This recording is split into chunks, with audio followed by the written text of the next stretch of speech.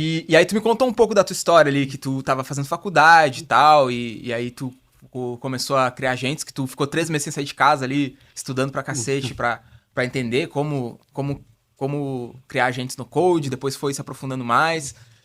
Mas eu queria entender, assim, tipo, como tu chegou nesse ponto de, cara, vou sair da faculdade, vou largar tudo. O que tu queria fazer antes da faculdade? Como é que tu chegou lá? Até conhecer o Alan, de fato. Então, é interessante, esse ponto de tecnologia, ele sempre foi algo que me motivou demais, né? É algo que eu sabia que o meu futuro, ele estava ali, mas assim como eu ou qualquer outra pessoa, a gente tem essa responsabilidade de tomar essa decisão com 18 anos ao sair, né, da escola.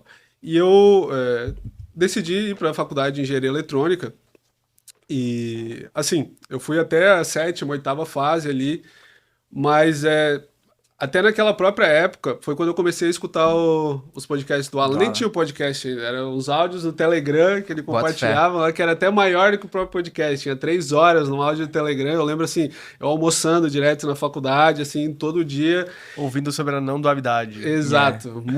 Muita coisa. Eram 3 horas, assim, e era interessante que o Alan também ele trocava essa ideia com a galera lá dentro do próprio grupo do Telegram.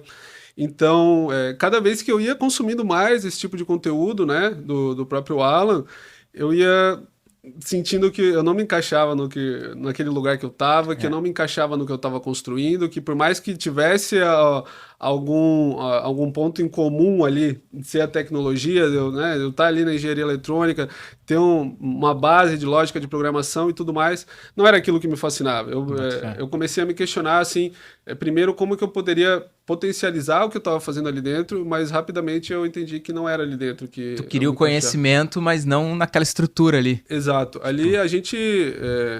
Acho que é uma decisão muito complexa e quando foi algo que foi uma decisão muito difícil para mim.